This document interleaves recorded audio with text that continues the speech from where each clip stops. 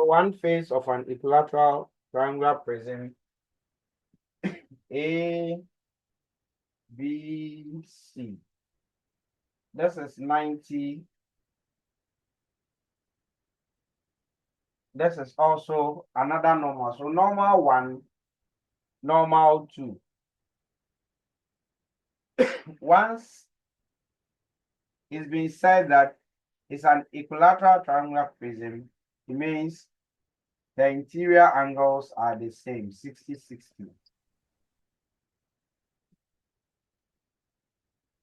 A ray is incidented here at an angle of incidence 30. From air to glass, it will deviate towards the normal.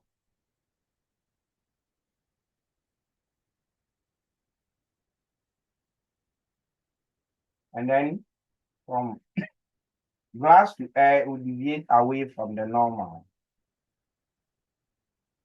This angle is given as E. I will change this from E to A. We have R1. This is R2. The question asks that study the illustration and calculate. We have to calculate I, R1.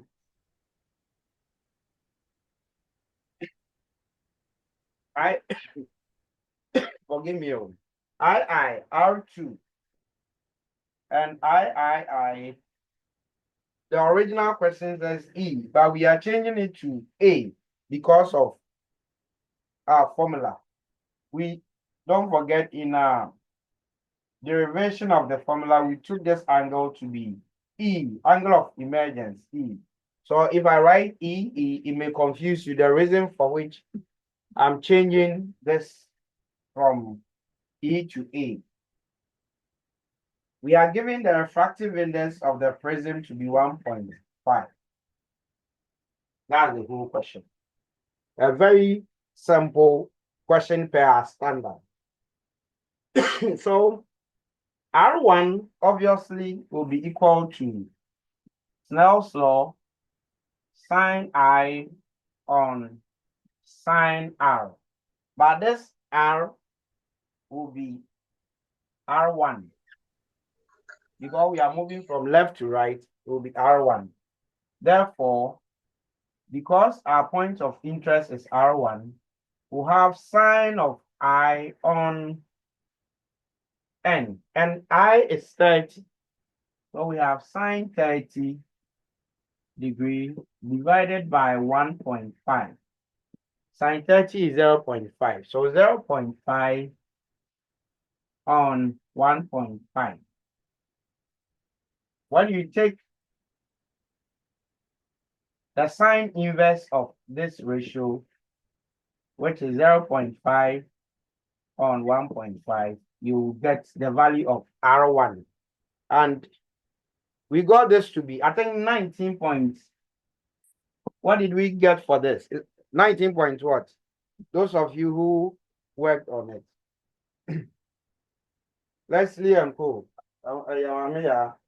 We got R1 to be 19 points.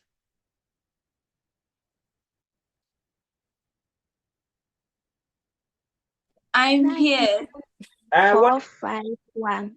Okay, 451. So roughly 19.5 degree for R1. Then II, knowing R1 and A, R2 would be easy because A is equal to R1 plus R2. And please, when you are solving this, you must state this because marks will be distributed and something will be given to this before you go on substituting your figure. So R2 would be equal to A minus R1. A is 60. R1 is what we've calculated for. So 19.5. And what is 60 minus 19.5? It's 40.5. So 40 40.5 degrees for R2. Please, when you are writing, do not overlook the fact that R1 and R2 are angles. So let's see the unit, degree, okay? You don't just write 40.5 and then go spot free. So that's it. Now, I. You see, what is the angle between N2 and the refracting plane AC? What is this angle? What is this whole angle? I'm listening, don't forget. What will be the value of this whole angle between the normal and then AC? Anybody?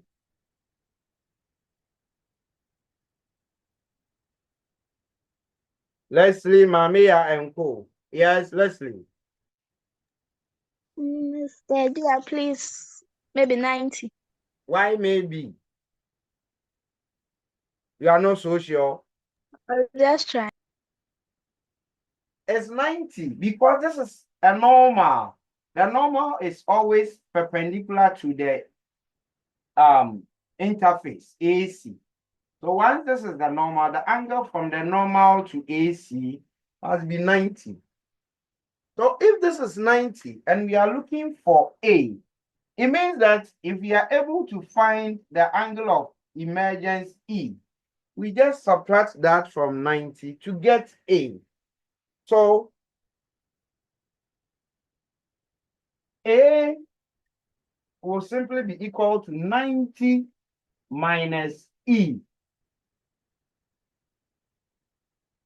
Okay, so let's find the value of E and then subtract it from 90, and we are good to go. So taking the refractive index, okay, taking the refractive index, the same refractive index can be equal to sine of E over sine of R2 if we are moving from right to left. And since if we are moving in this direction,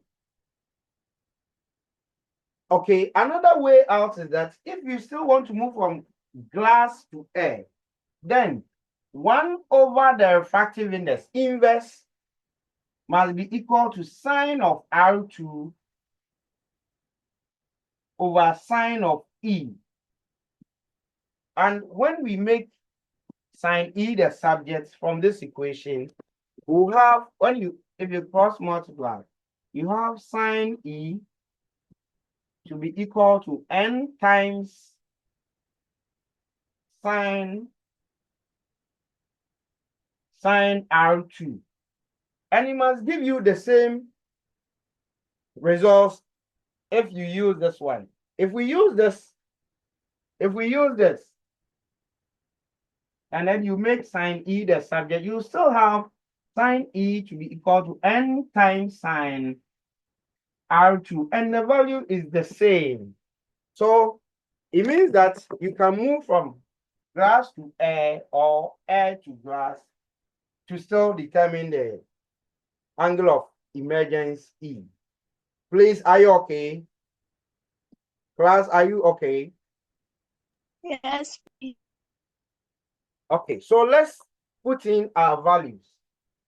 The refractive index is 1.5 times sine of R2. R2 is equal to 40.5. Give me this calculation, 1.5 times 40.5. 1.5 multiplied by 40.5. Mamiya and are you there? Yes, please. The answer is 0.974. 0.974. So 0.974. Okay. Meaning that to get E, we take the sine inverse of 0.9. Yeah. Hello. I'm confused. Where? Where are you from?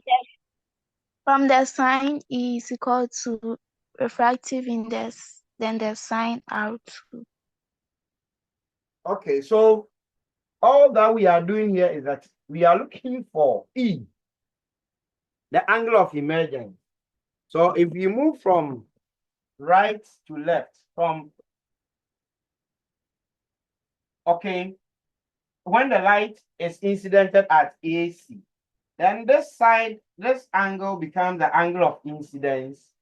E becomes the angle of incidence, and R2 becomes the angle of refraction. So using Snell's law, sine of the angle of incidence, which is E, divided by the sine of the angle of refraction, which is R2. Are you okay? Are you okay here? Yes, please. We have the refractive index, 1.5. Is equal to sine of E over sine R2. R2, we calculated and got 40.5. So from this equation, just make sine E the subject and find E. So when we make sine E the subject, we have 1.5 times sine 40.5. Let's say, are you okay? Yes, please. This Mamiya calculated and then got 0.975 or 4. Mamiya, which is which? Please, 4. 4. Okay, 4. So when we take the sine inverse of this, we have the value of E. And this must be equal to 77, approximately 77 degree, correct? Is that correct?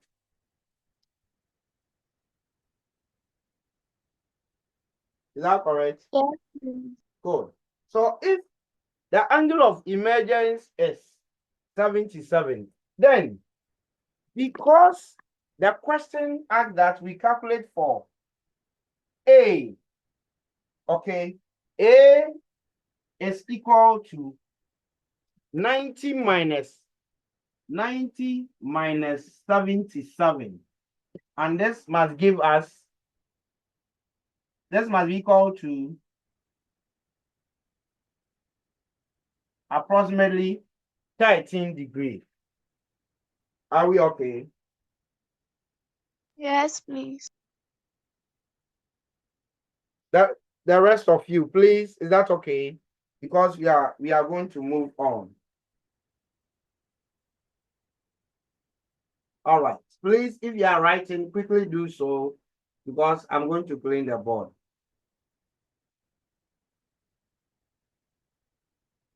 All right. So we are beginning with heat 1. Heat 1.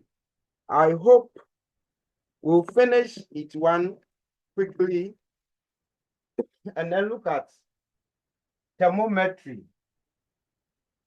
Thermometry.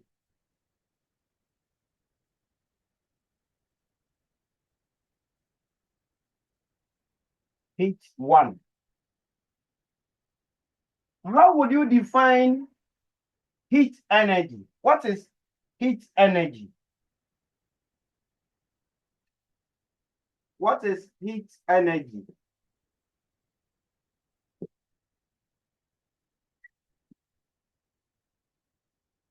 Michelle, can you help us with what heat energy is? Kelvin, you also here. Cadmiel, Kweku. Okay, Michelle, what is heat energy?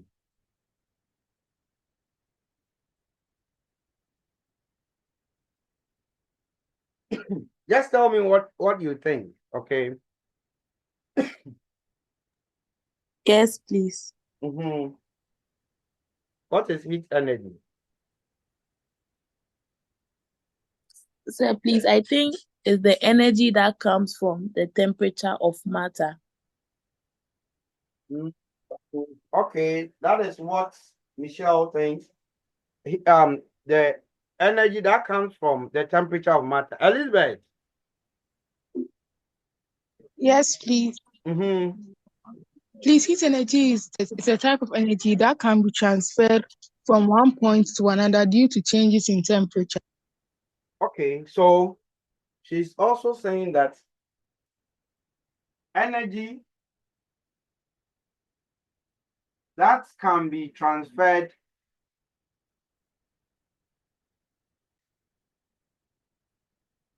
from one body, so from one body to another due to differences in temperature.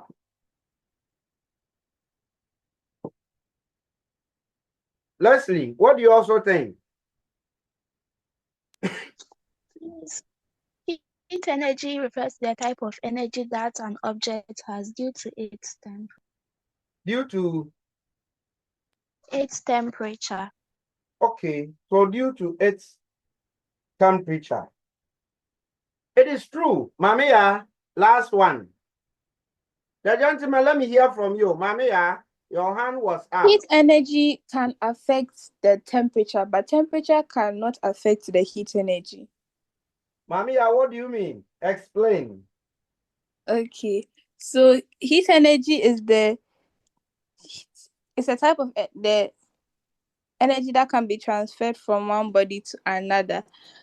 So when heat energy is applied, it will increase the kinetic energy. That will increase the temperature. But then if we increase the temperature of something, I don't think that increase in temperature will cause an increase in the kinetic energy for heat to have, for heat energy to be applied. Okay, I don't know how to explain it. I understand you. Okay. Now, so yes, the definition, explanation, fantastic. Heat energy is the energy form of energy that can be transferred from one body to another body due to the differences in temperature. But the question is that what really accounts for heat energy? When we talk about the heat energy possessed by a body, it is a testimony of the total internal energy possessed by a body. Its total internal energy, which is possessed by a body, okay, account for the heat energy possessed by that body, meaning that if a body has a greater or larger internal energy, the heat energy would also be higher. If it has a lesser internal energy, it would also be lesser. Then when we talk about the total internal energy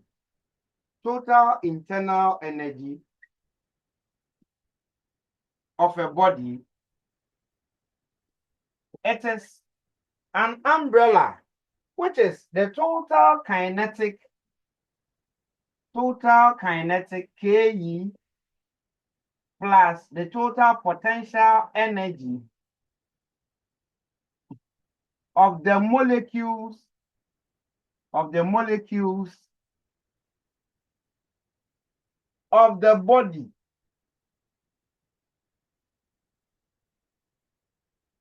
The total kinetic plus the total potential energy of the molecules of the body without the total kinetic energy of the body itself. What I mean here is that, you see, I can be running. I am the body. Once I'm in motion, it means my kinetic energy is high. But when we talk about the internal energy, which is an umbrella comprising of KE and PE, we do not consider the kinetic energy of the body as a whole. However, It refers to the kinetic energy of the molecules within me. Please, are you okay?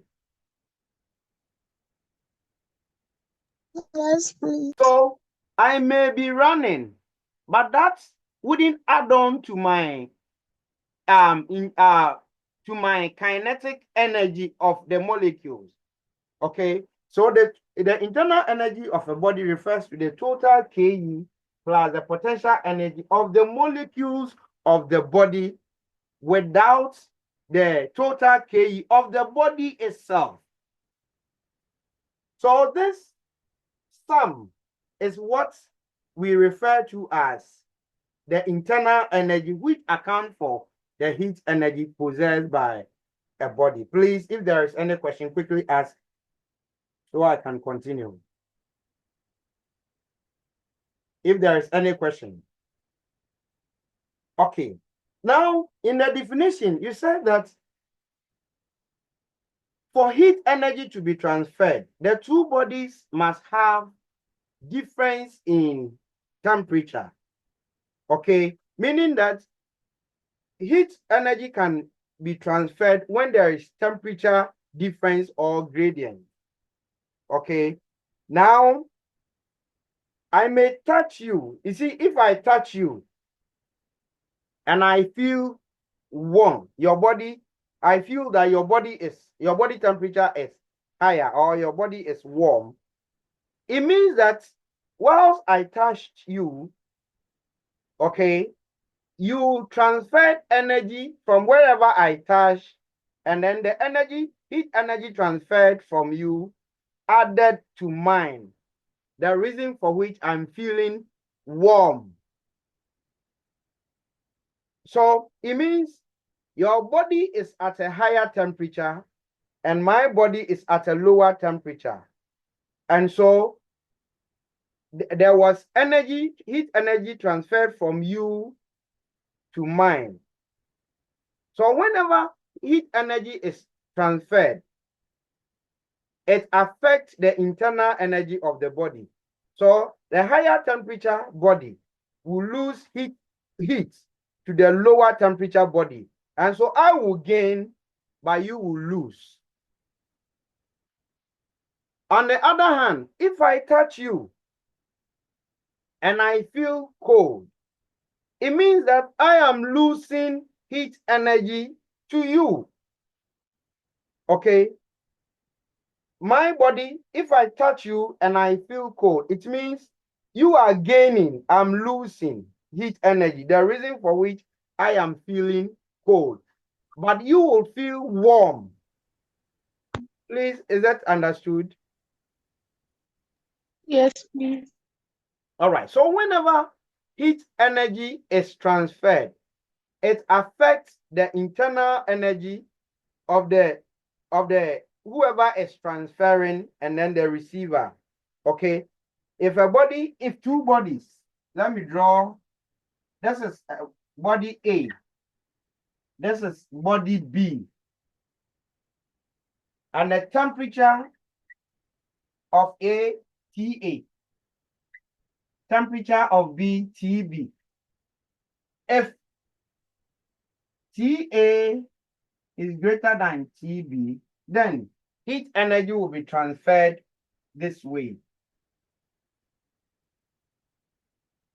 So it means warm body and then cold body. So the warm body will lose heat energy to the cold body. So this will lose. A will lose, whereas B would gain. So it will change the internal energy of the two bodies. Okay. And this transfer from A to B would continue on and on till the temperature of the two bodies are the same. Well, so when TA is equal to TB, then the transfer will stop. Now, when the two bodies have attained the same temperature, technically we say that they have attained thermal equilibrium. Thermal equilibrium.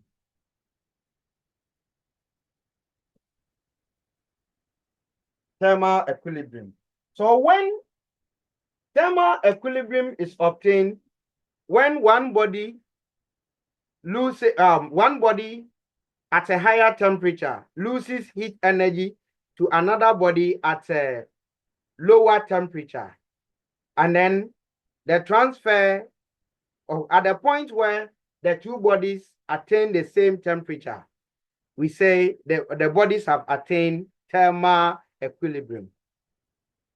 Is that okay? So at thermal equilibrium, the transfer will stop, cease, because they've attained the same temperature. Please, any question? Any question? Okay, now we have gone into what heat energy is. What about temperature?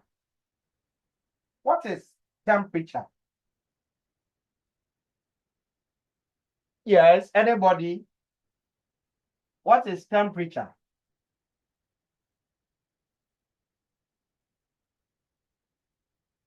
Elizabeth. Yes, please is the degree of hotness or coldness of a body on a chosen scale. So the degree of the hotness or coldness of a body on a chosen scale. So basically, what you are saying is that temperature refers to how hot or cold a body is. Is that Yes, please. Yes, all right? please. Now, what accounts for increase and decrease in the temperature of a body? Please, the gentleman contributes. Nana, Kweku, Calvin, Cadmiel, Joel, Jesse, Isaac, you're also here. What accounts for temperature, actually? What accounts for the changing temperature of a body? Anybody? Okay. Please, the ladies, if you have an idea, share with us. What accounts for temperature?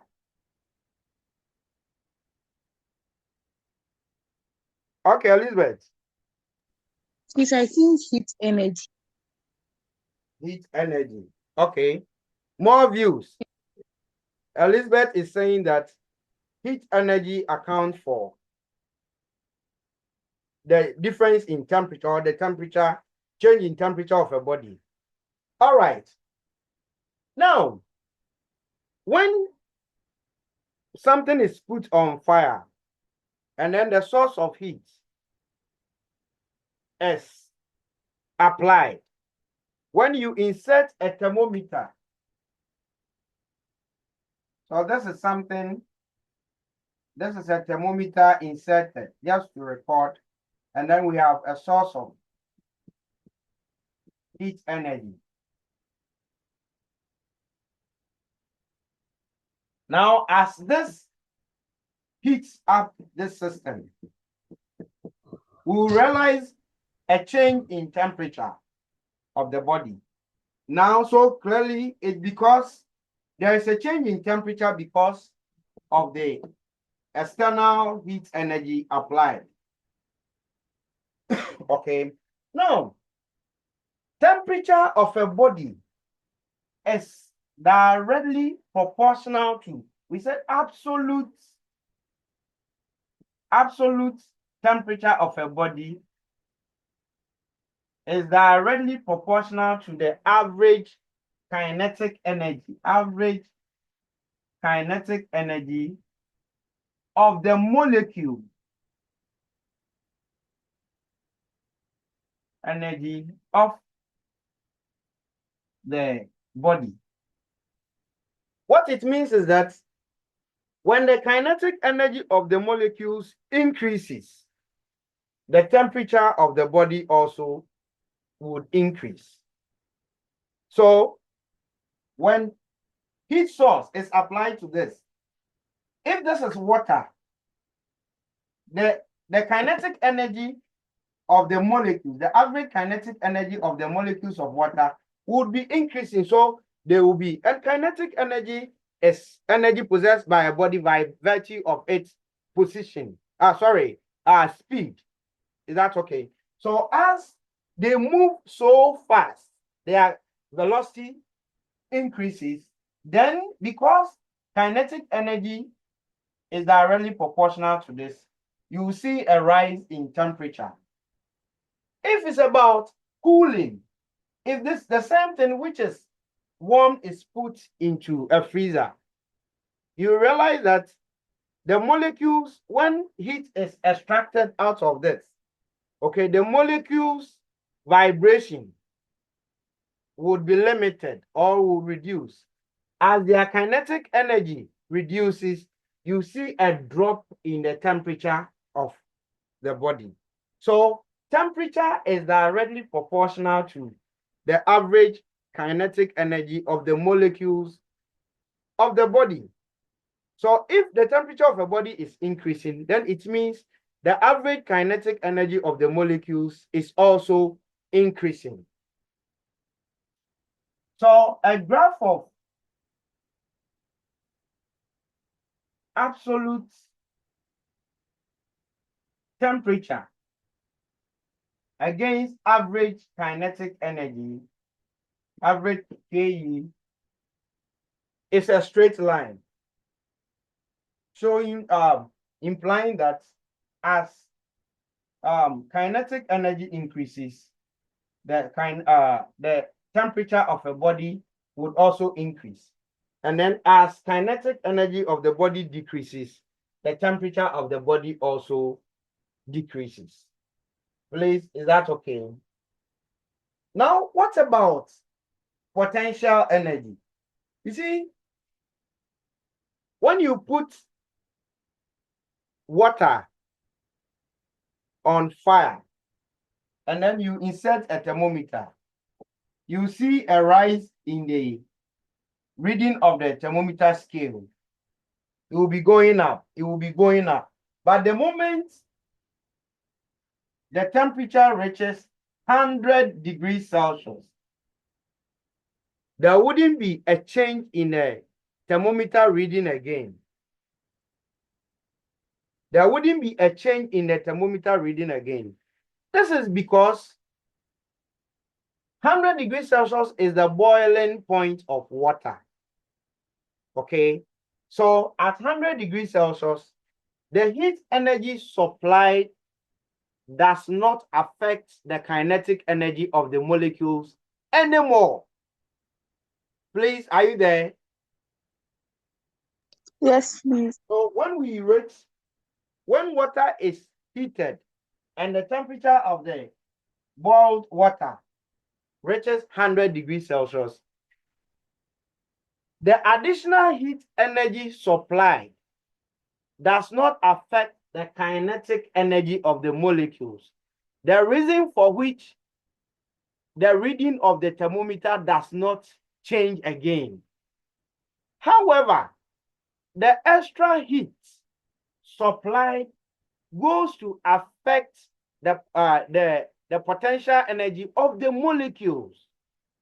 So when a body is heated, a change in the potential energy of the molecules results in a change of states. Okay, a change in the potential energy of the molecules is directly proportional to change of state of the body. So at 100, any extra heat energy supplied changes state of the body, in this case from liquid to gaseous.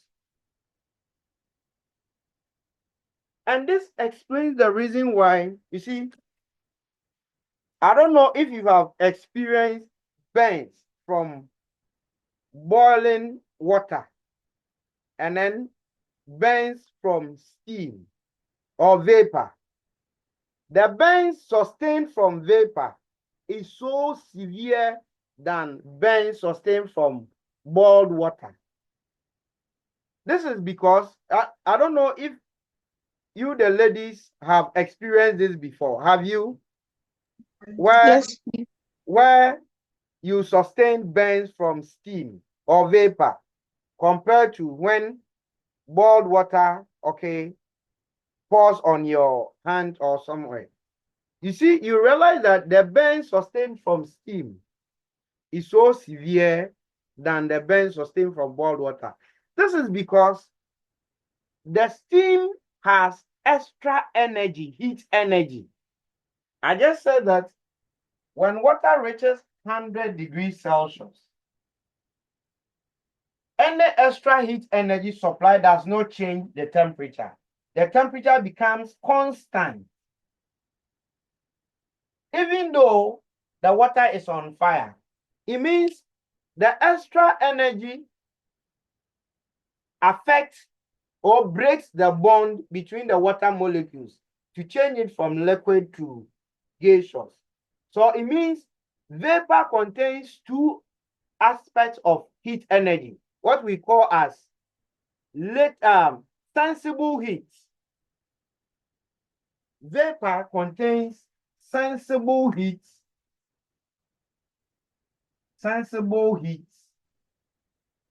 and latent heat. Latent heat. What is sensible heat? Sensible heat is any amount of heat energy which changes the temperature of a body. So when water is put on fire and its temperature rises from maybe room temperature 25 gradually to 100. Okay, this amount of heat energy which changes the temperature of a body is known as sensible heat. Now at 100 degrees Celsius, which is the boiling point of water, the extra heat energy which is supplied does not affect the kinetic energy, but it goes to affect the potential energy of the molecules. The bonding, intermolecular bonding is broken so that change of state will, so that change of state will start. This extra heat energy, which changes the potential energy of the molecules, is known as sensible heat. So vapor has sensible heat and then latent heat, whereas boiled water, has only sensible heat.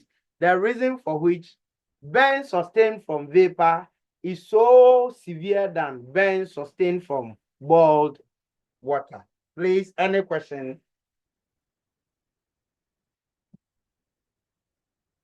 Any question? Please come again the definition of the sensible heat. So,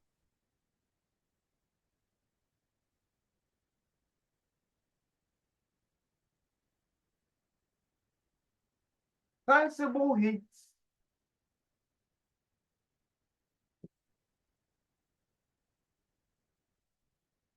refers to any heat energy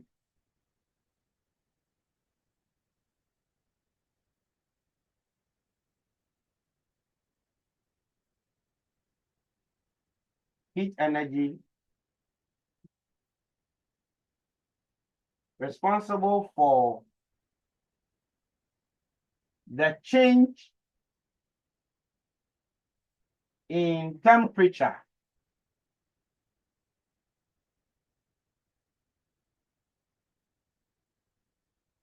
of a body. Any heat energy responsible for the change in temperature of a body is known as sensible heat. And this heat energy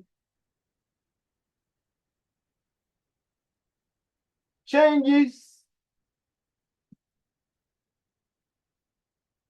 the average kinetic energy of the molecules. of the body. So sensible heat changes the average kinetic energy of the molecules of the body. So when the average kinetic energy of the molecules changes, and the change is an increase, an increase or a drop. The moment there is a change in the average kinetic energy, it will show up in the body's temperature. Okay, so sensible heat is responsible for change in the temperature or the kinetic energy of the molecules of a body. Whereas latent heat, latent means hidden. Latent means hidden. So latent heat or hidden heat is the heat energy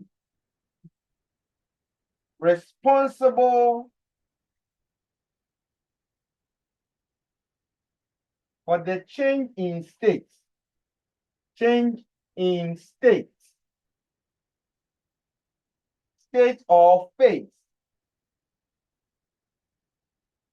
of a body at constant temperature.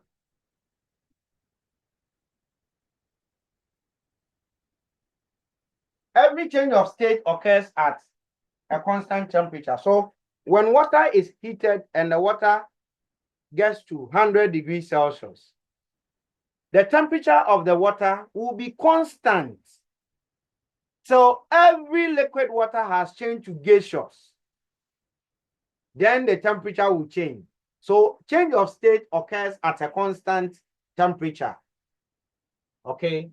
And this amount of heat energy, which changes the state of the body, this energy affects the potential energy. Potential energy possessed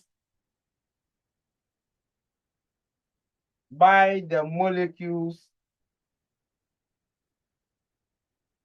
of the body. Meaning, when heat energy is supplied and the potential energy of the molecules is changing, the change is either an increase or decrease in potential energy. It means change of state is occurring. Now look at, let's assume these are water molecules.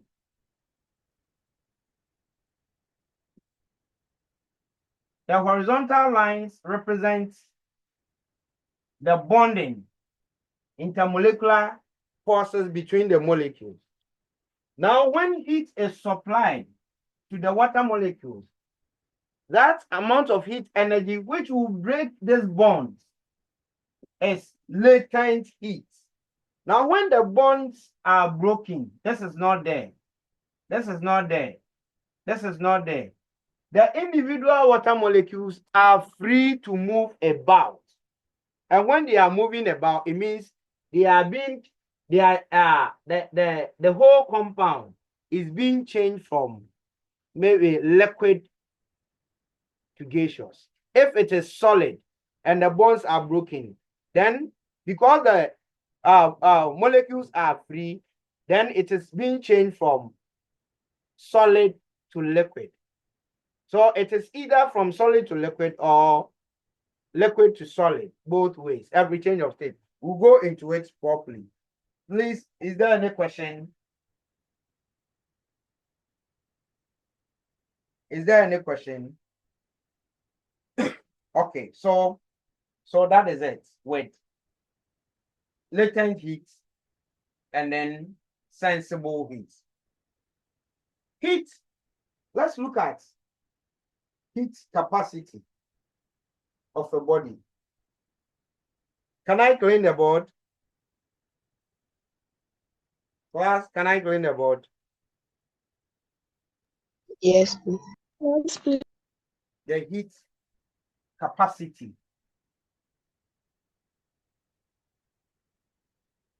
So you must be able to state about 2-3 differences between heat energy and temperature.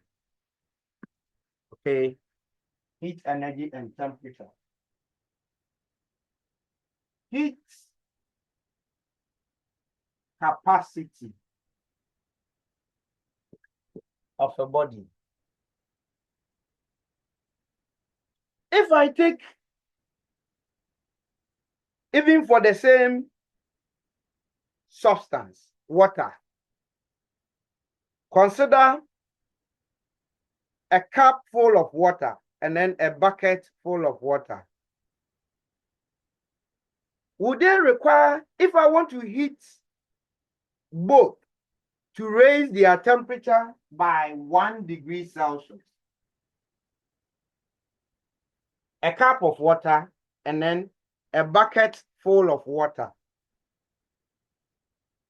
If I want to change the temperature of a cup of water and a bucket full of water by 1 degree Celsius or 1 Kelvin, would they require the same amount of heat energy?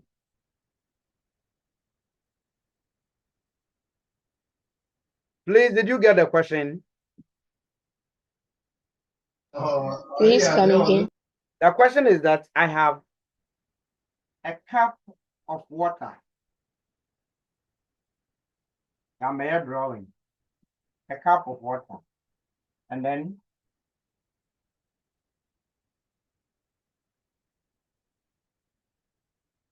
a bucket of water, the same water. Now I want to supply heat energy to both, and then raise their temperature by 1 degree Celsius at the same time. My question is that, would they require the same amount of heat energy to do this, Mamiya?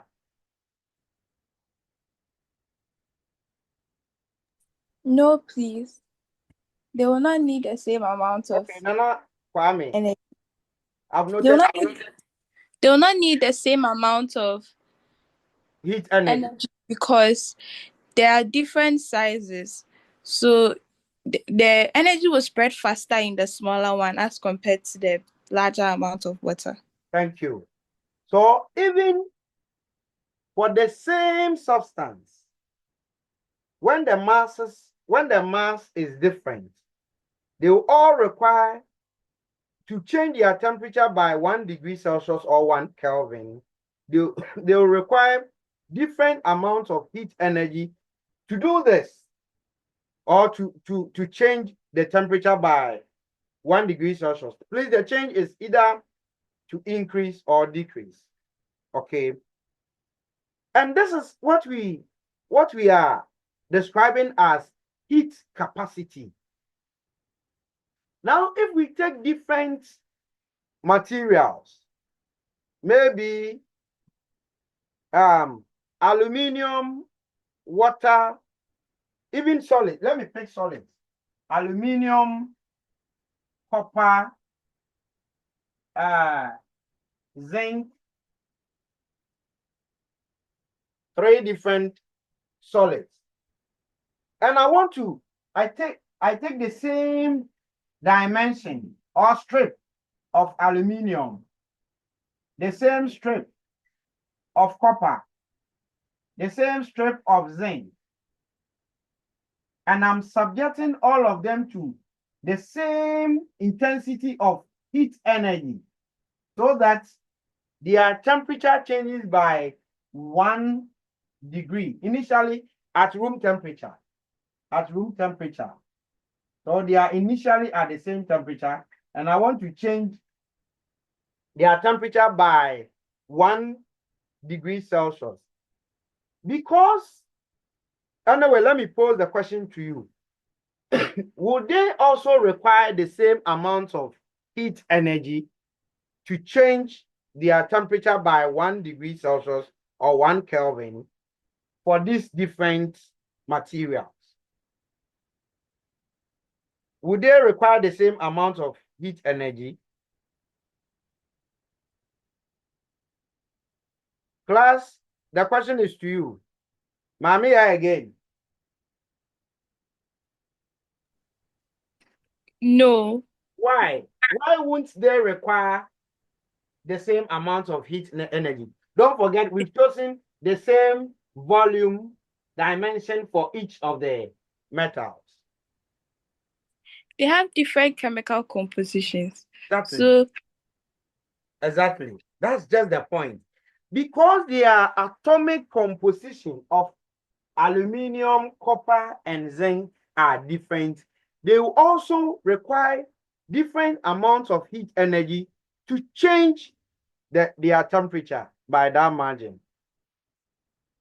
Is that okay? Even though they have the same conditions, but they have different atomic compositions. So they will require different amounts of heat energy. So in the lab, this is experimented, or this difference is investigated by taking the same strip of 2 or 3 metals and then smearing shea butter around each one of them and subjecting them to the same amount of heat energy.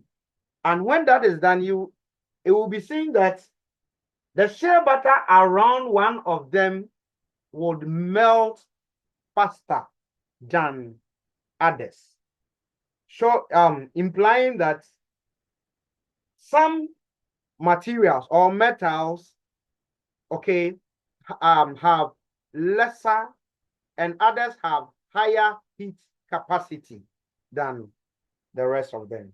So when we talk about the heat capacity of a body or of a material, it refers to the quantity of heat energy, or thermal energy that must be absorbed or liberated in order to change the temperature of a material by 1 degrees Celsius or Kelvin. I think I must write that for you.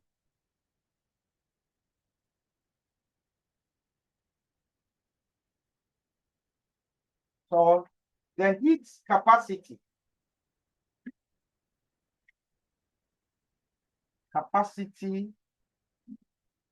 of a material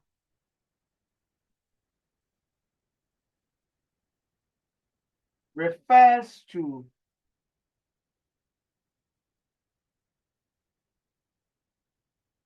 amount of heat energy,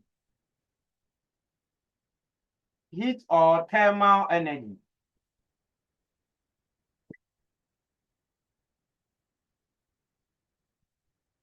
that must be absorbed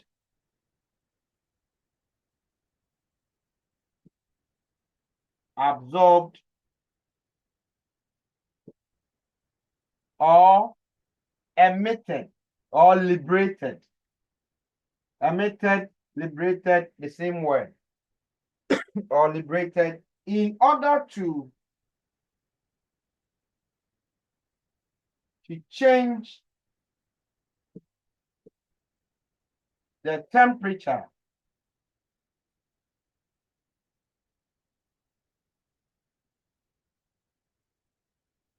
of a material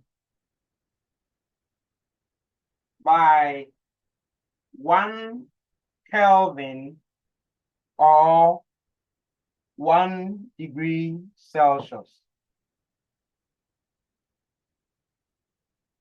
So we are talking for both, either raising or dropping, hence absorbed or liberated, okay, in order to cause a change in the temperature by 1 degree Celsius or Kelvin. So that amount of heat energy to do that is what we are calling as the heat capacity. The heat capacity of a material is represented by the letter big C. So heat capacity C can be determined by the quantity of heat energy,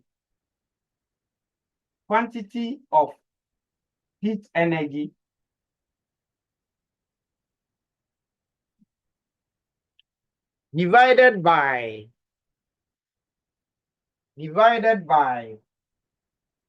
the change in temperature. So we said that heat capacity C is given by Q over delta T. Delta T implies that there must be initial temperature of the body, and when we supply heat energy to it, there must be a change in temperature. So the delta T refers to T final minus the T initial. What do you think is the SI unit of heat capacity?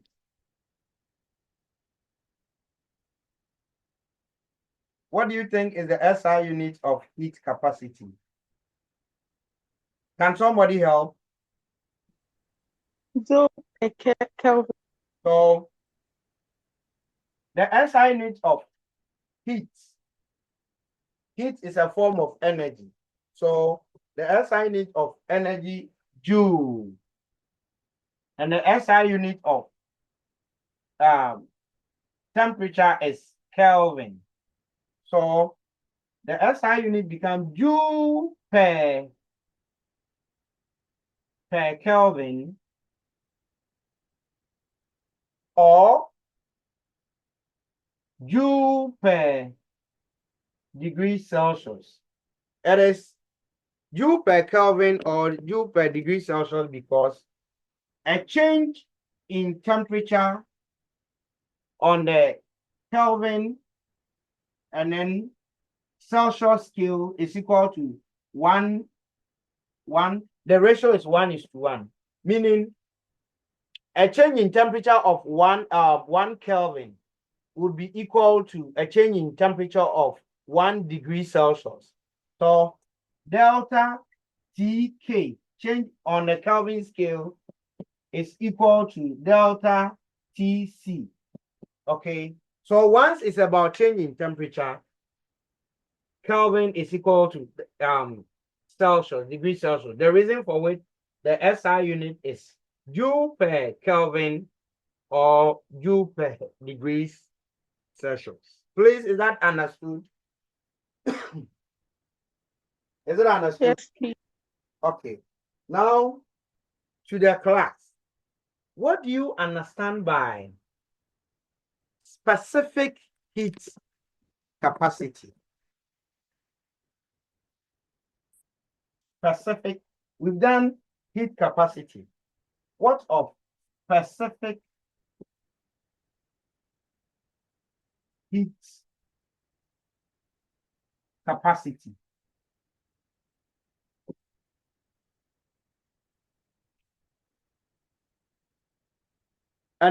Anybody? Any idea?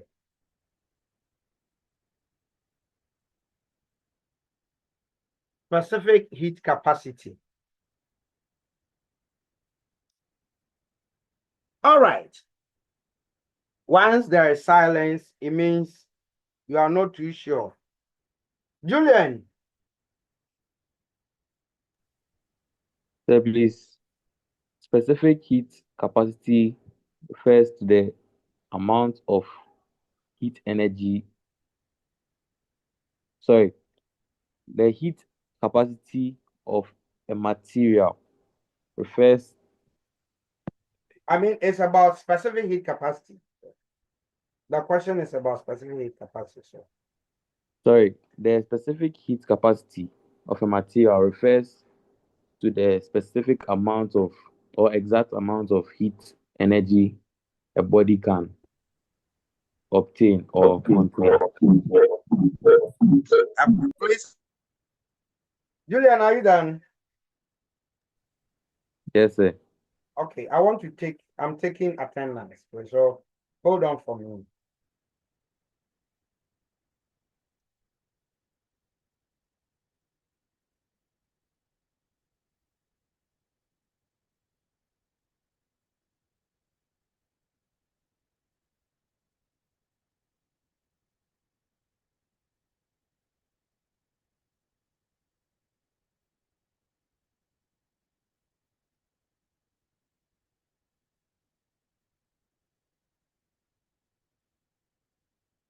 Okay.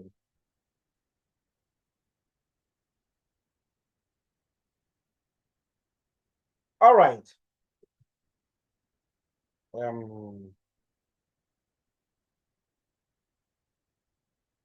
Yes, Nana Kwame, let's hear from you. Thank, Sir, please, I'm trying. yes, right. Sir, please, specific heat capacity is the quantity of heat required to raise a substance by 1 Kelvin or 1 degree Celsius. Okay. Thank you for the contribution as well. Priscilla, let's hear from you. Okay, so specific heat capacity Mhm.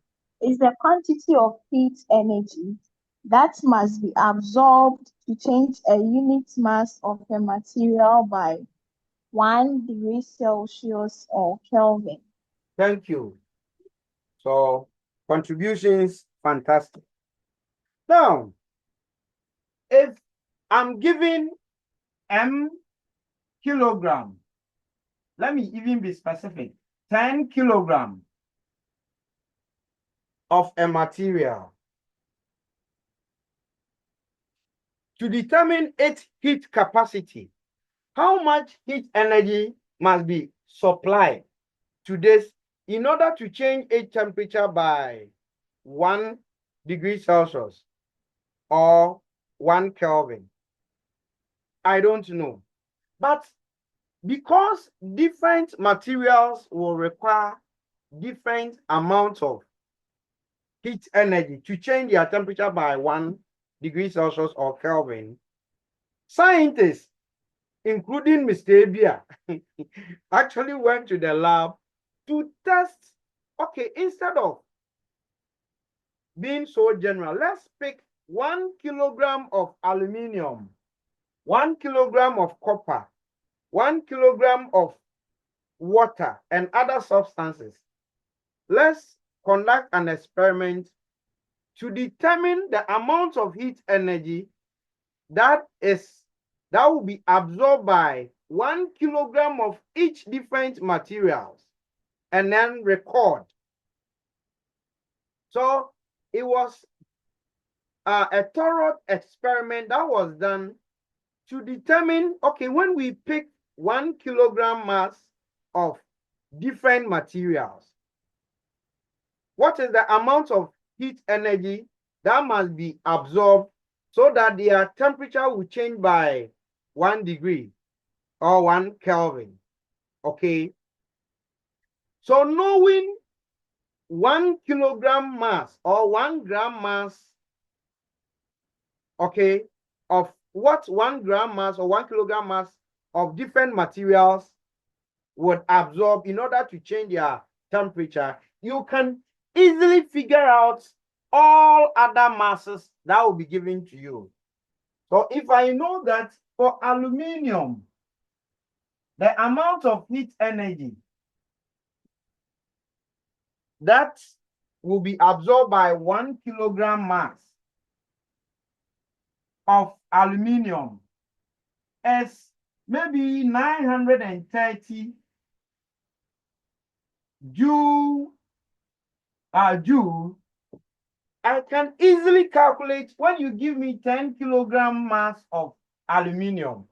All that I need to do is that if 1 kilogram mass of aluminium is giving me this, then 10 kilogram mass of aluminium will be equal to 10 times 930 joule, which is 9300 joule. So when we talk about specific heat capacity, this time around, we are being specific with the mass involved. Okay, and a thorough investigation, we figured out the amount of heat energy that must be absorbed by every 1 kilogram mass of different substances or materials in order to change their temperature by this amount, 1 kilogram, sorry, 1 Kelvin or 1 degree Celsius. Please, is that understood? Is that understood? Hello, is it understood? Or they are asleep? So we define specific heat capacity of a substance or a material as the amount of heat energy or thermal energy that must be absorbed by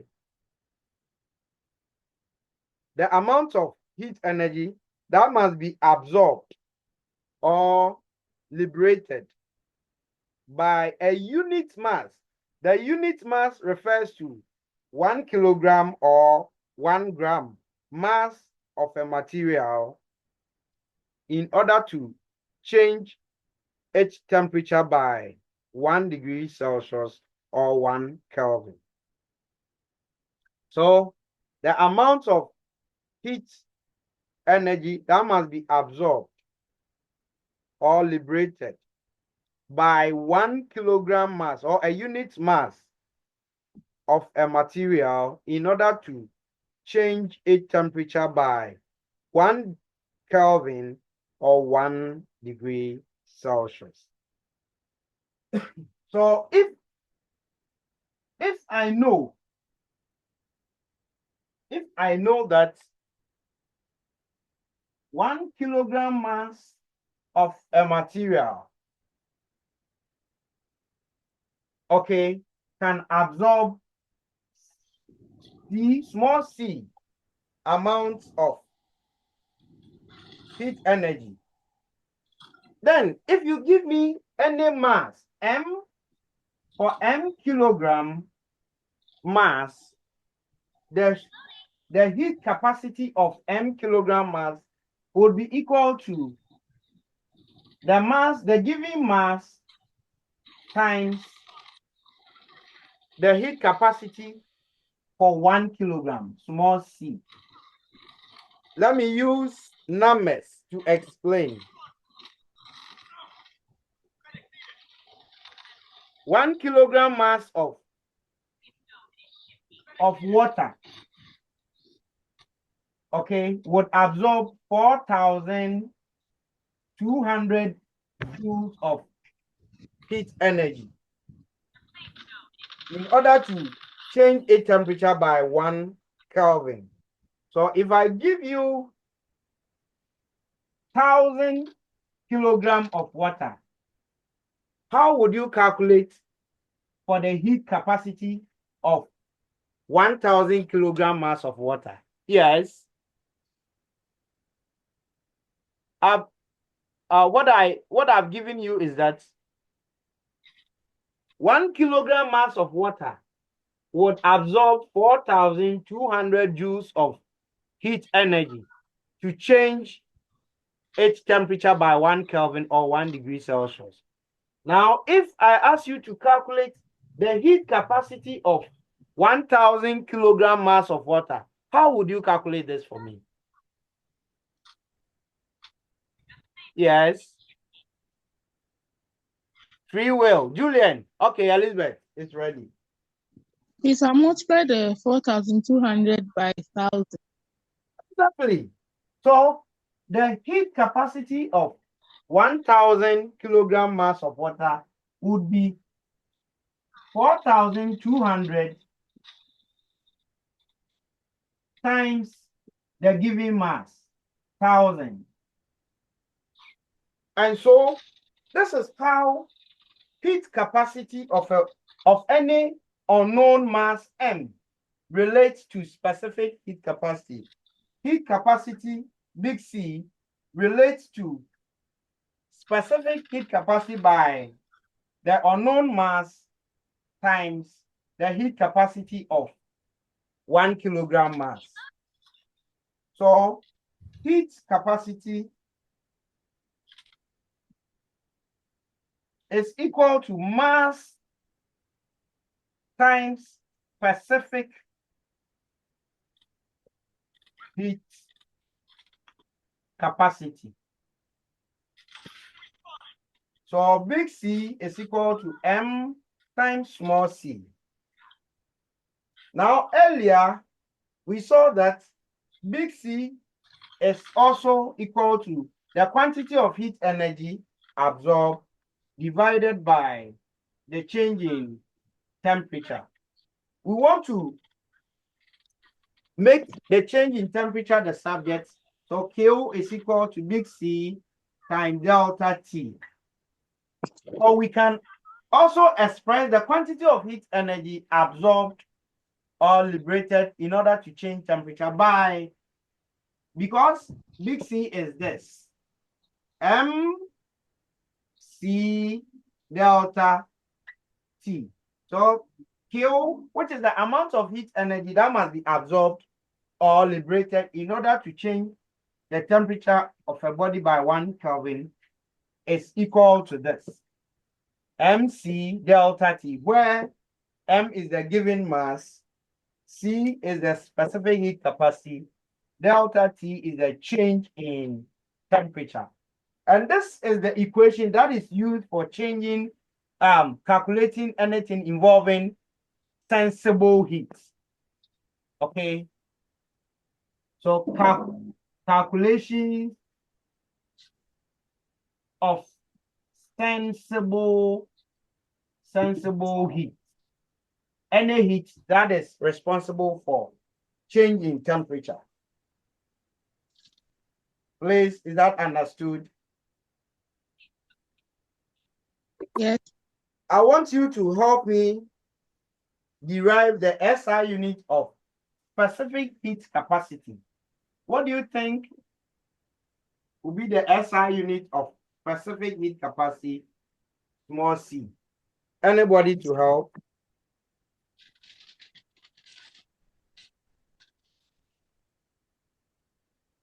Anybody to help?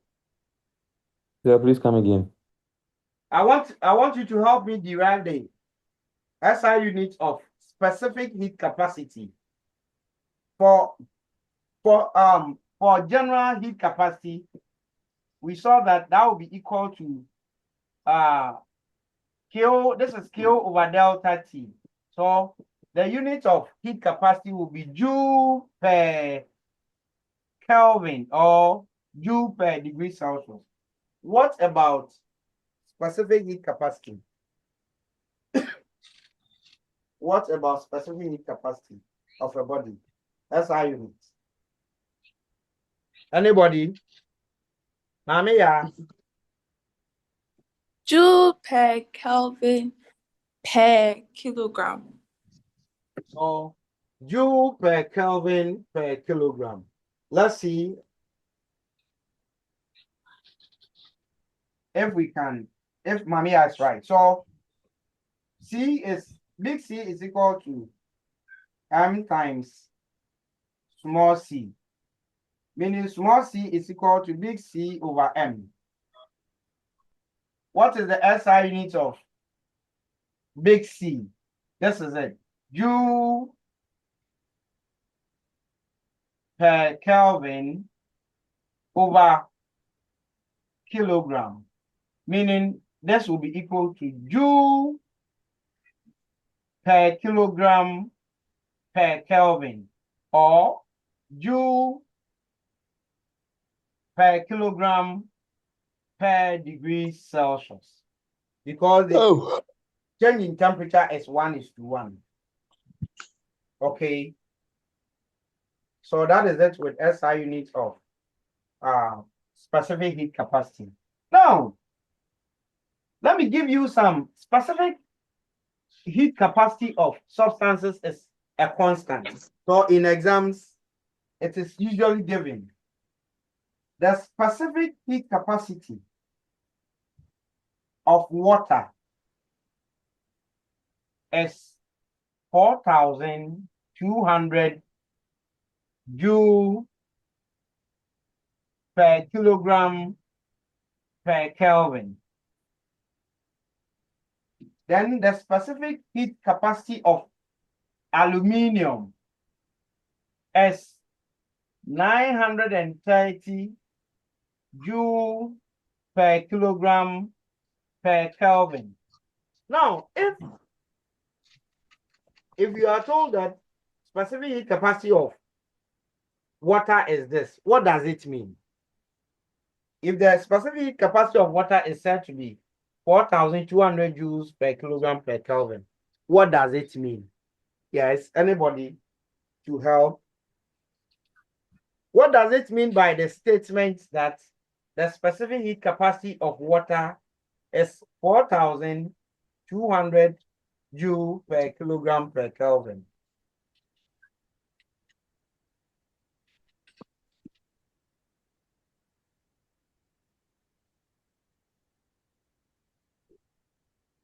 Anybody?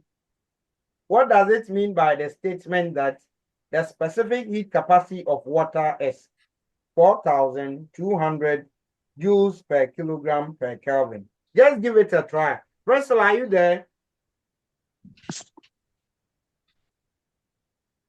Russell? Yes, sir. Yes, sir. What do you think? What does it? About Okay, Kweku is ready. Kweku, let me hear from you. Russell, hold on. Let me hear from Kweku. So I think that it is the amount of heat required, which is 4,200, must be absorbed or liberated per unit kilogram of water in order to change by 1 Kelvin or 1 degree Okay, Kweku, Celsius. Kweku has given us his view. More views. What does it mean by the statement that the specific heat capacity of water is 4,200 joule per kilogram per Kelvin? Mamiya.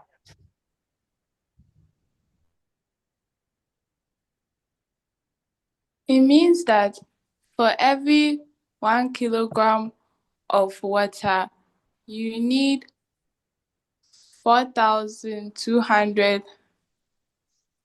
Kelvin to change its heat. To change its heat. Mamiya. Okay, more views. I love your mistakes. We can build on. More views. What does it mean by the statement that the specific heat capacity of water is 4,200 joules per kilogram per Kelvin? Last view, then I come in. Julian, are you gone? Okay. No, sir. Julian, tell me what you think of the question. What do you make of the question? That the specific capacity of water is 4,000. 4,000. It is the amount of heat water can,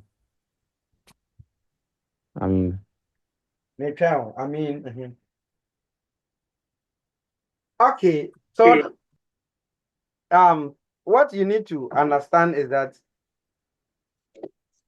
what do we mean by specific heat capacity of a material? Specific heat capacity refers to the amount of heat energy that must be absorbed or liberated by 1 kilogram mass or a unit mass of a material in order to change its temperature by 1 degree Celsius or 1 Kelvin. That's the meaning of specific heat capacity. So if I'm told that the specific heat capacity of water is 4,200 joules per kilogram per Kelvin. It means that 1 kilogram mass of water, okay, must absorb or liberate 4,200 joules of heat energy in order to change its temperature by 1 Kelvin. That's the meaning.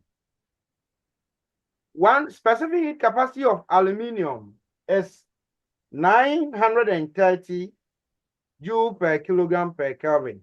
What it means is that 1 kilogram mass of aluminium must absorb or liberate 930 joules of heat energy in order to change its temperature by 1 Kelvin or 1 degree Celsius. That is what it means. Please, Leslie and Co. Understood? Yes, please. I said these are constants. So in questions, I'll be giving them to you. Okay? In questions, I'll be giving them to you. So that is just the meaning. Now, solids generally have a very low heat capacity. You know, solids, when you give them small amounts of heat, solids become so hot. So it means that solids have very low heat capacity. Look at the specific heat capacity of aluminium and look at that of water. Water has a higher heat among all the materials. Okay, water has a higher heat capacity, meaning it will require a given mass or volume of water will require so much heat energy before its temperature changes by 1 Kelvin.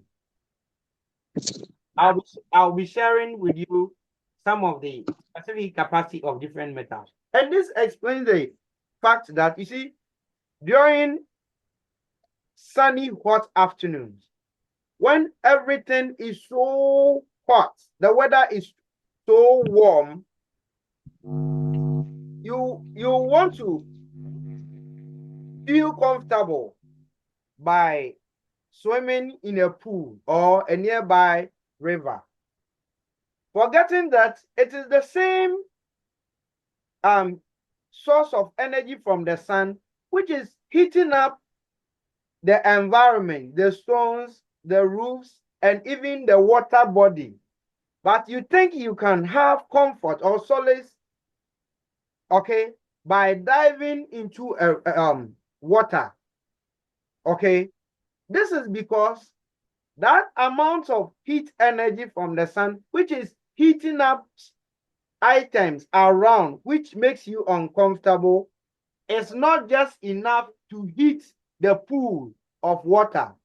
So when you dive into the water feels very cold. Meanwhile, outside the weather is too hot. And I remember growing up, those of us who stayed around water body, when you visit the stream or the river in the morning, okay, the rivers feel very, very warm. So in the morning, when you happen to bath in a river or a pool, in the morning, when the temperature of the environment has gone down, you realize that the water feels so warm in the evening from 6 to 9 and early in the morning from 5, okay, 12 a.m. down to 6. When you fetch water from the river, the water feels very hot. Meanwhile, the temperature around has dropped drastically that you feel cold.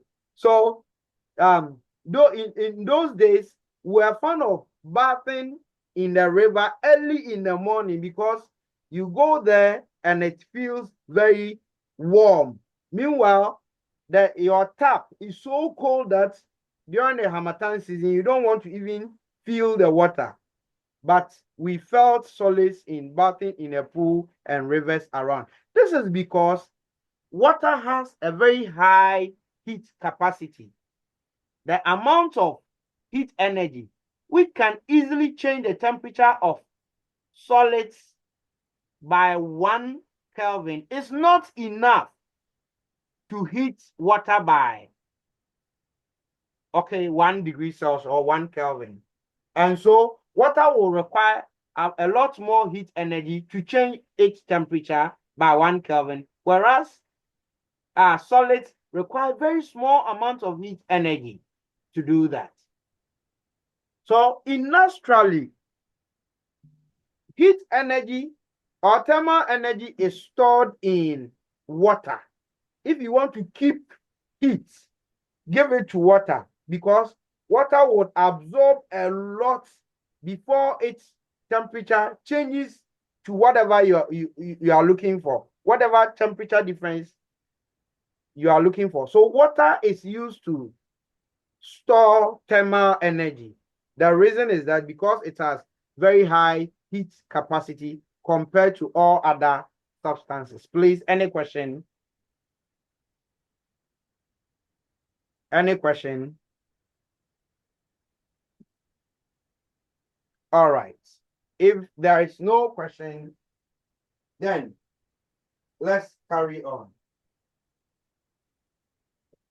I earlier was saying that when heat energy can be transferred from a body at a higher temperature to a body at a lower temperature. So this is AB. So if the temperature of A, TA, temperature of B, TB. If TA is greater than TB, the direction of heat exchange will be from A to B. So that A will lose, this will lose, and B would gain.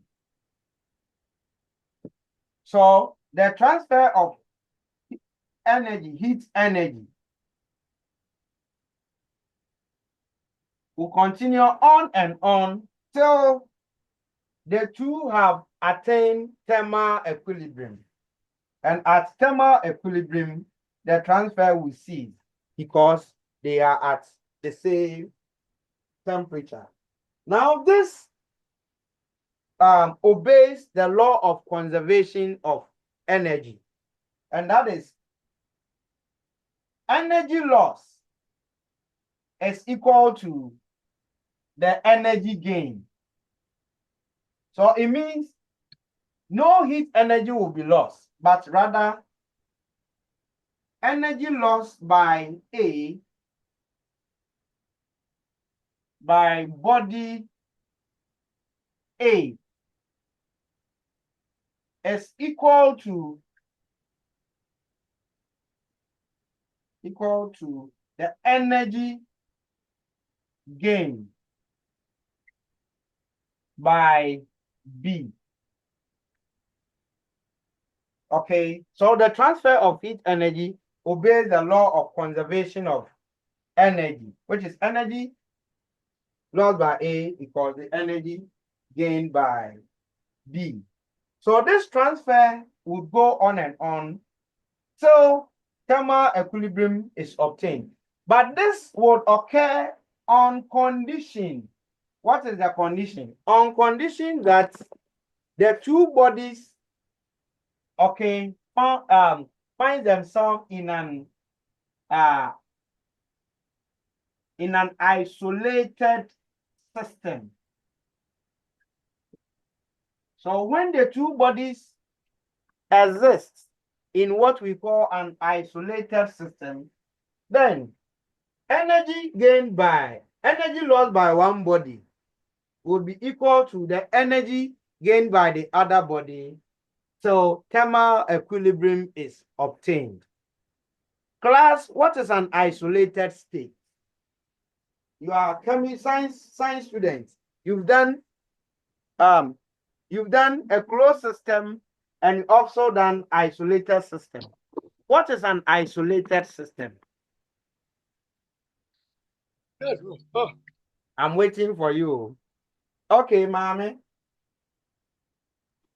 It is a system free of any external conditions.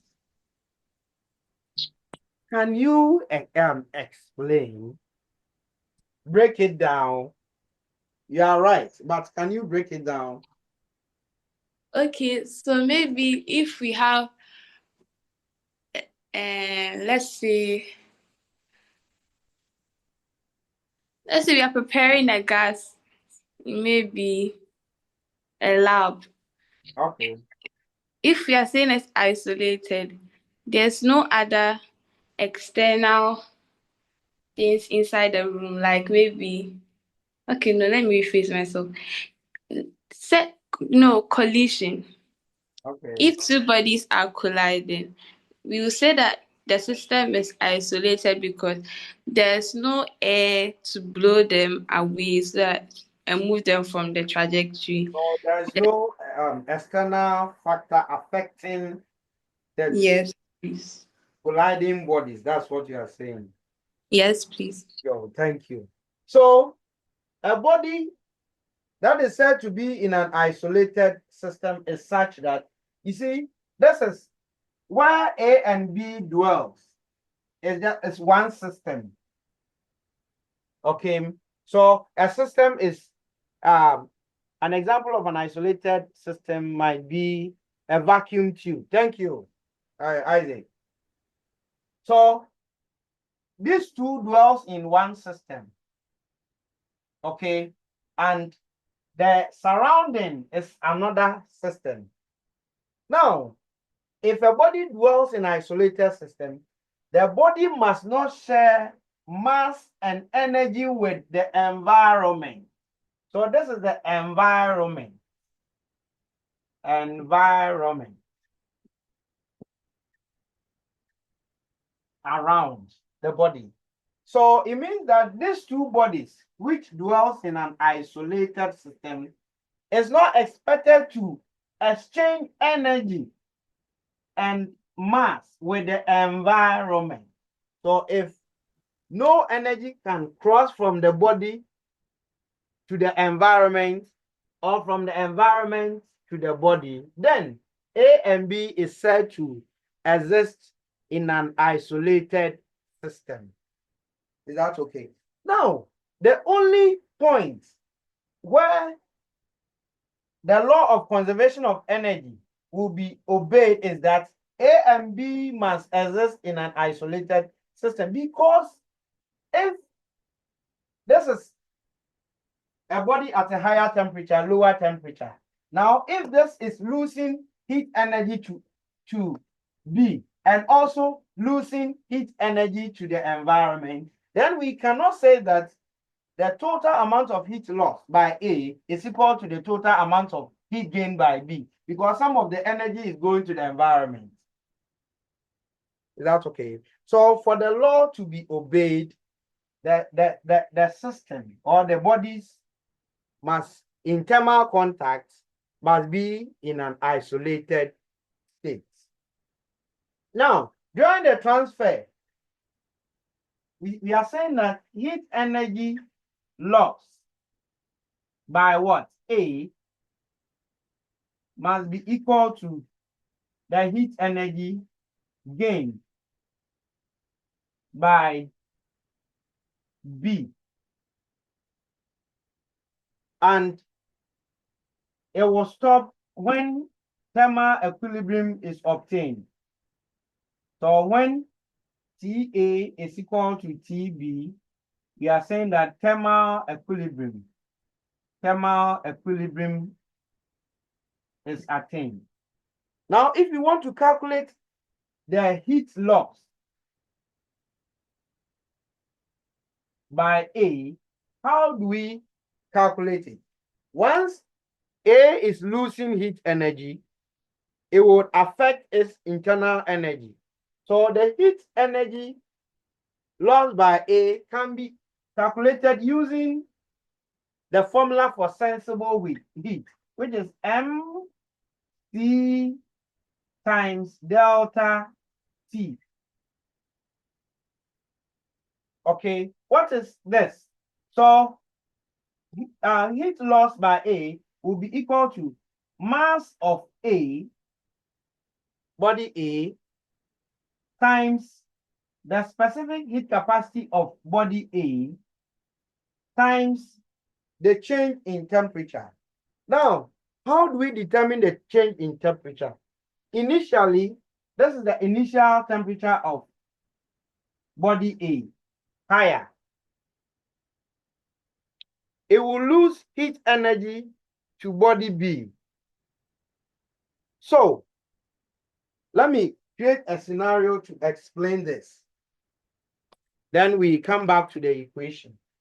Assuming I have this system, partition, this is hot water. This is cold water. This is just a partition. Because this is hot water, its temperature is TH. This is T cold. When I remove the partition wall, heat energy will be transferred from the hot water to the cold water. So it means that whilst the temperature of this drops, the temperature of cold water would appreciate or increase. Please, are you following? Are you following? So let's assume at thermal equilibrium, the temperature of the whole mixture is Tm. So Tm represents temperature of the mixture. Temperature of the mixture, where the transfer has stopped or thermal equilibrium is obtained. If I want to calculate the heat loss by the hot water, Q loss would be equal to mass of the hot water times specific heat capacity of water, because this is water, times the change in temperature. What is the change in temperature? The change in temperature will be the initial temperature of the hot water, TH, minus the temperature of the mixture. Of course, the initial temperature will be greater than the final temperature of the whole mixture. Okay. Example, if we have ice cubes in a cup and I pour hot water, you know, the ice cube would absorb heat energy from the hot water. But when thermal equilibrium is attained, the final temperature of the mixture will not be equal to the temperature of the initial temperature of the hot water, even though the final temperature will be greater, but it will not be equal to the initial temperature of the hot water. So the change in temperature will be the initial temperature of the hot water minus the temperature of the mixture. If I want to calculate the heat gain by the cold water too, Q gain would also be equal to mass of the cold water times specific heat capacity of water. Here we don't have cold, it's water, times the change in temperature. Now, what is the change in temperature? You see, TC is the initial temperature of the cold water. Okay, when the partition is removed, this will gain heat energy. And so its temperature would begin to rise. The temperature of the cold water would begin to rise. Now, class, compare TC and T of the mixture. Which one will be greater? We are comparing TC, temperature of the cold water, and temperature of the mixture after thermal equilibrium. Which of these two would be greater? Yes, anybody? Hello, are you there? TC. We are comparing TC and T, temperature of the mixture. Which of these two temperatures will be greater after thermal equilibrium? Yes.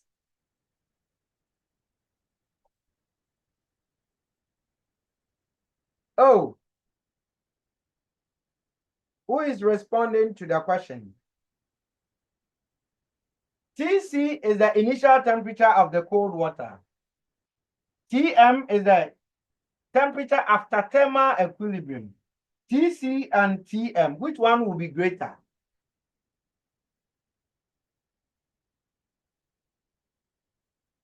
Julian, which of these two will be greater?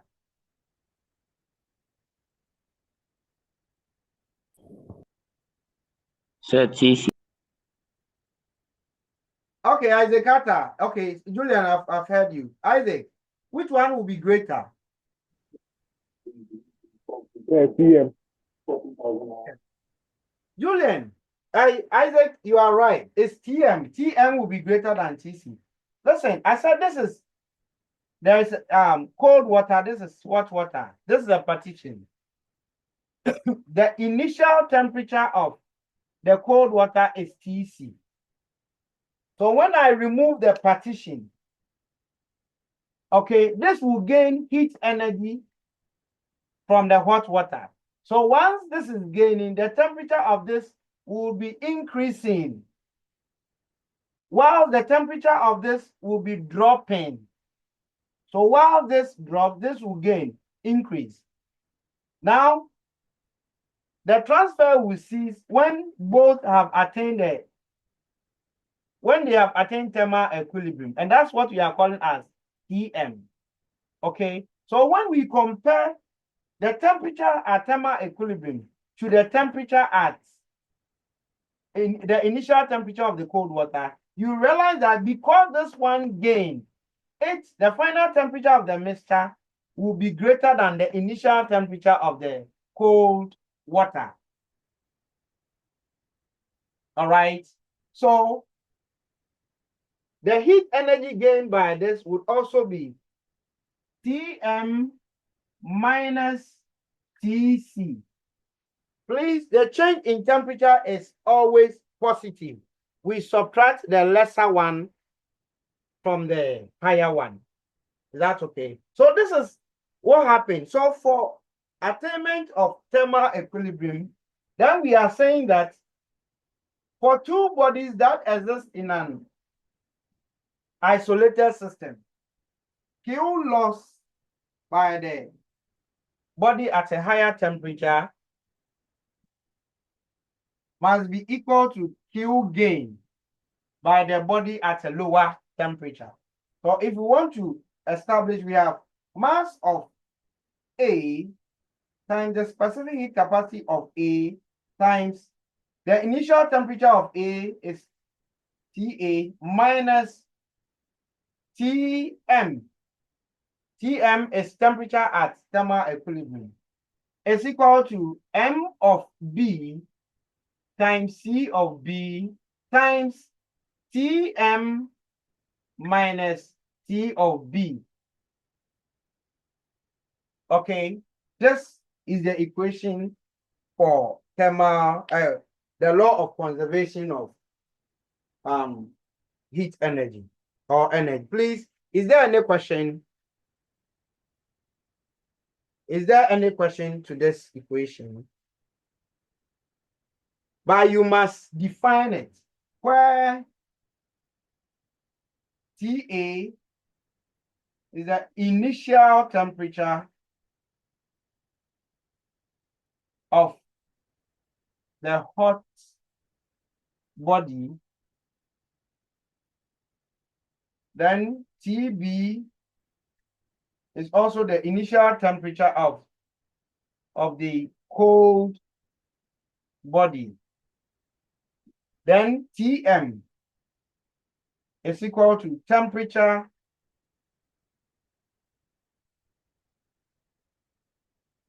at thermal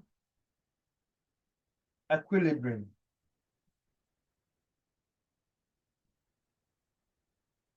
Temperature at thermal equilibrium. As for MACA, MBCB, we know what it is. We just need to define the temperatures. All right. Let's use whatever we've learned so far in solving a problem. And I'm reading question 1.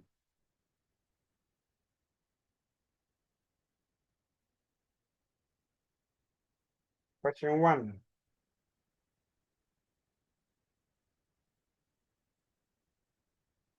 How much heat energy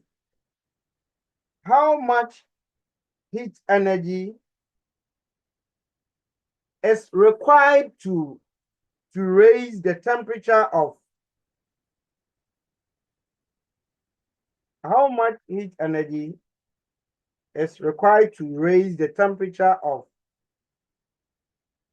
8.0 kilogram of aluminium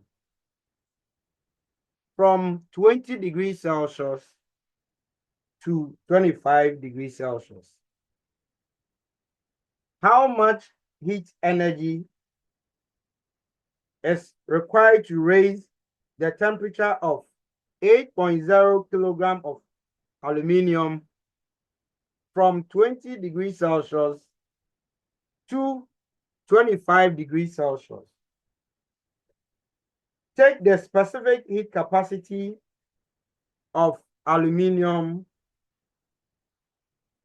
Take the specific heat capacity of aluminium to be 900 joule per kilogram per Kelvin.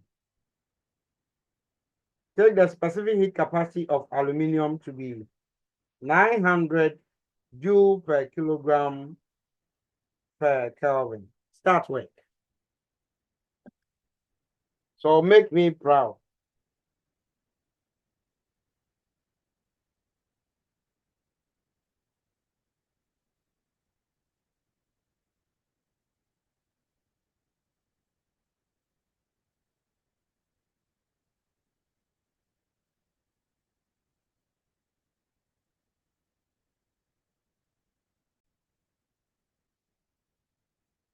All right, question 2.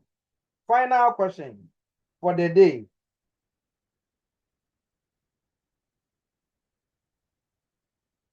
Final question. How much?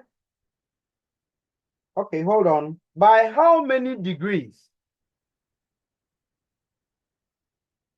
By how many degrees will the temperature of 6.0 kilogram of lead, by how many degrees will the temperature of 6.0 kilogram of lead increase if 11.7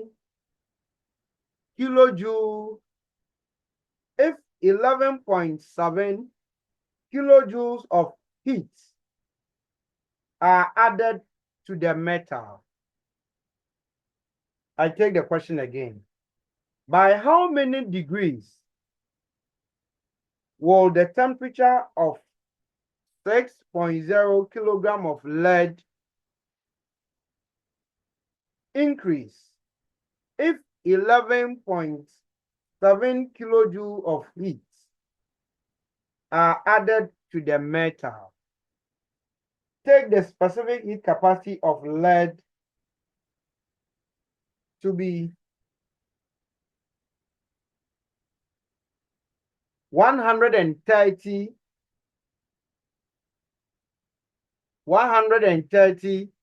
joule per kilogram per Kelvin.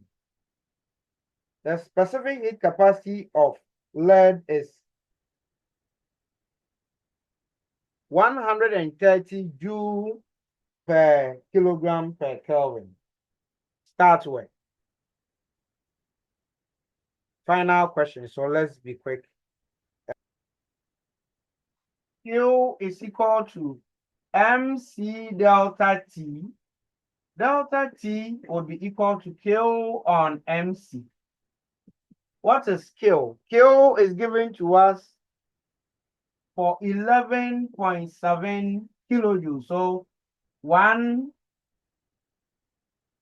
So two zeros, 11,700 joule divided by the mass is 6 kilogram, and we are given the specific heat capacity of lead to be 130 joules per kilogram per Kelvin.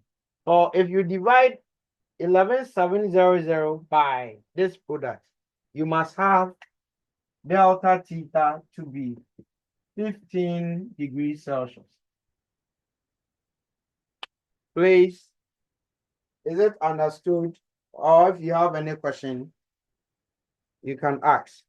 If there is no question, then this is where we draw the curtains on today's meeting.